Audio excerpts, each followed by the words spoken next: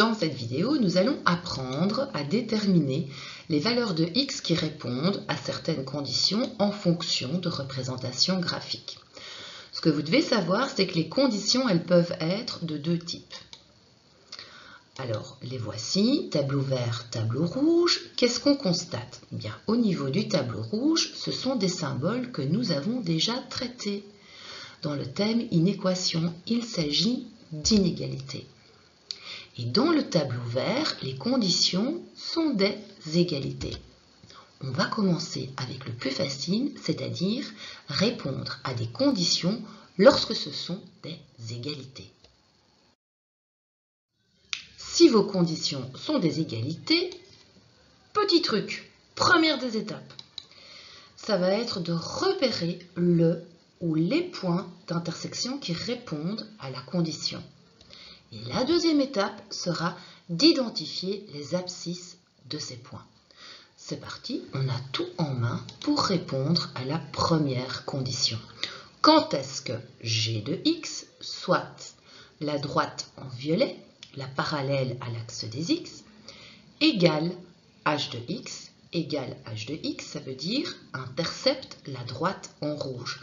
Quand est-ce que vous ciblez une intersection entre cette droite violette et cette droite en rouge? Eh bien, ici, il y a l'impact à cet endroit. Première étape, je cible. Deuxième étape, j'identifie l'abscisse de ce point. Or, son abscisse vaut 2. Voilà, exercice terminé. Je conclus que g de x égale h de x. Donc, c'est quand x vaut 2. Je passe déjà au deuxième exercice. Quand est-ce que h de x, ma droite rouge, égale f de x, ma parabole en vert? Quand est-ce que ma droite rouge va intercepter ma parabole en vert? Quand est-ce que ma droite rouge croise ma parabole? Elle la croise ici et elle la croise ici. Là, j'ai deux points d'intersection. Il suffit ensuite de cibler les abscisses, moins 6 et moins 3. Je peux tout mettre en musique pour répondre à cette condition. Donc, c'est quand x vaut moins 6 et x vaut moins 3, troisième exercice. Quand est-ce que f de x, donc ma parabole, égale g de x, ma droite en violet? Quand est-ce que ma parabole intercepte ma droite violette? Ma parabole intercepte ma droite violette ici et aussi ici. À nouveau, deux points d'intersection, mais ce n'est que la première étape. Ensuite, il vous faut cibler les abscisses de ces deux intersections qui sont moins 8 et moins 2. J'en conclus que c'est lorsque x vaut moins 8 et lorsque x vaut moins 2. Comment ça se passe lorsque vos conditions sont des inégalités, comme ici? Il y a un petit truc, les amis. Première des étapes, ça va être de rechercher le ou les morceaux qui répondent à la condition posée, mais attention, sur la première fonction, sur la première partie de votre inégalité. Et donc, ce sont bien les conditions posées à chaque fois ici sur f de x, h de x et h de x. Pour ensuite, sur l'axe des abscisses, aller identifier le ou les intervalles qui vont correspondre aux parties que vous aurez ciblées. Dans le premier exercice, vous avez l'inégalité suivante. Quand est-ce que f de x est strictement inférieur à h de x? Alors, f de x, c'est ma parabole en vert. h de x, c'est ma droite en rouge. Eh bien, tout simplement, quand est-ce que ma parabole est en dessous de ma droite en rouge? Ma droite en rouge est ici. Et quand est-ce que vous observez un morceau de la parabole situé en dessous? Bien, vous le voyez tout comme moi, ça concerne ce morceau-là. Et donc, je vais le hachurer. Voilà qui est fait. Oui, mais ça concerne uniquement le morceau ciblé sur la fonction. Maintenant, je dois identifier la correspondance sur l'axe des abscisses. Pour ça, j'ai à disposition deux extrémités, celle-ci et celle-ci. Je vais aller rechercher les abscisses de ces points. Ici, c'est moins 6 et là, c'est moins 3. Ce qui signifie que mon x se balade entre moins 6 et moins 3. J'ai donc un intervalle. Et qui dit intervalle dit ordre. Je commence par la plus petite des extrémités, donc moins 6. Et ça se clôture avec la plus grande extrémité possible, moins 3.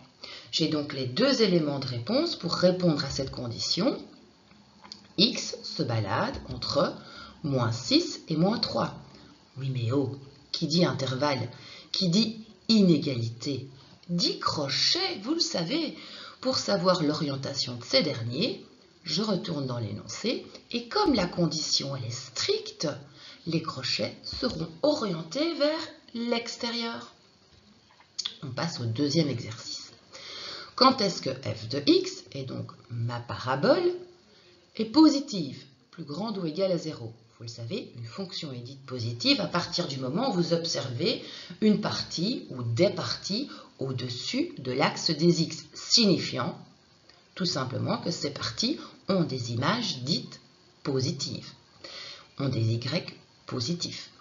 Donc, je vais repérer ma parabole, elle est ici. Mon axe des x, il est là. J'observe que déjà, j'ai une première partie située ici. Oui, mais moi, ce que je dois rechercher, c'est la correspondance de cette partie sur mes antécédents, sur l'axe des abscisses. Je n'ai qu'à disposition ici l'abscisse moins 7. C'est déjà une bonne info, et je vois que la partie qui correspond va filer vers la gauche. Mais elle peut filer comme ça très longtemps, hein, et elle va filer vers l'infini négatif. Oui, mais ça c'est important, les amis. L'infini négatif est donc la plus petite des valeurs possibles. Cet intervalle va commencer avec l'infini négatif et se clôture avec moins 7. Oui, mais c'est pas tout. Parce que j'ai une deuxième partie de ma parabole qui répond à cette condition, à savoir être positif. J'ai cette partie-là.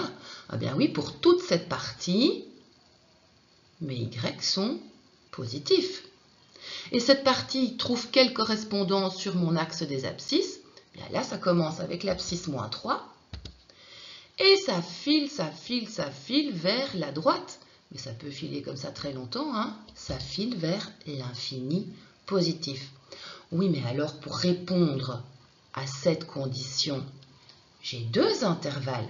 Ce n'est pas un souci, je vais devoir les unir. Je vais d'abord écrire le premier intervalle, c'est-à-dire que x peut se balader entre moins l'infini, déjà accompagné de son crochet orienté vers l'extérieur, et ça se clôture avec moins 7. La question du crochet est posée pour cette extrémité, moins 7, puisque votre condition n'est pas stricte, ça veut dire que le crochet sera orienté vers l'intérieur. Oui, mais je dois unir, symbole de l'union, une deuxième partie, un deuxième intervalle. Cet intervalle commence avec moins 3, première des extrémités, et s'achève avec l'infini positif, déjà accompagné de son crochet orienté vers l'extérieur. La question du crochet pour moins 3 se pose alors. Son crochet sera orienté vers l'intérieur, étant donné que votre condition ici n'est pas stricte. Ça signifie tout simplement que moins 3 peut être inclus. Allez, encore deux petits exercices. Quand est-ce que h de x, et donc ma droite rouge, est strictement inférieure à 0, est strictement négative? Vous le savez, une fonction est dite négative si vous observez un morceau de cette dernière en dessous de l'axe des x. Or, pour cette droite rouge ici, toute cette partie c'est au-dessus de x, et toute cette partie-là c'est en dessous. Ça concerne donc cette zone. Oui, mais moi ce que je recherche, c'est la correspondance sur mon axe des abscisses. J'ai une info qui démarre là. Et je vois que ça file ensuite vers la gauche. Ça peut filer très longtemps, tellement longtemps que ça va vers l'infini négatif.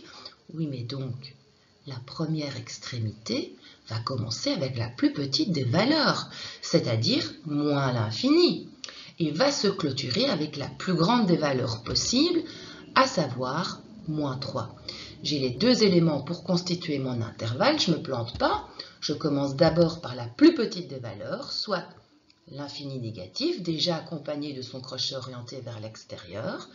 La question du crochet est donc posée pour l'autre extrémité, moins 3.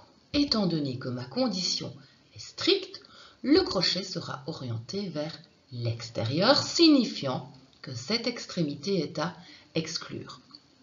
Enfin, dernier exercice. Ici, vous avez quand est-ce que ma droite rouge, h de x, est au-dessus de ma droite violette, g de x. Alors, ma droite violette, c'est la parallèle à l'axe des x. Et quand est-ce que ma droite rouge est au-dessus? Ça démarre ici. Et ça file même très très loin. Ce point, il a qui pour abscisse? Il a pour abscisse 2. 2 sera alors la première extrémité de mon intervalle. Et la suite alors? La suite, ça file vers la droite. Et ça peut filer comme ça très très longtemps. Ça file vers l'infini positif. J'ai donc mes deux éléments qui vont constituer mon intervalle, à savoir que je commence avec la valeur 2, ça se clôture avec l'infini positif, déjà accompagné de son crochet orienté vers l'extérieur. La question du crochet se pose alors pour ma valeur 2, pour ma première extrémité, et étant donné que ma condition n'est pas stricte, le crochet sera orienté vers l'intérieur. Et voilà, on en a terminé. Si besoin de plus d'exercices, il existe une deuxième vidéo.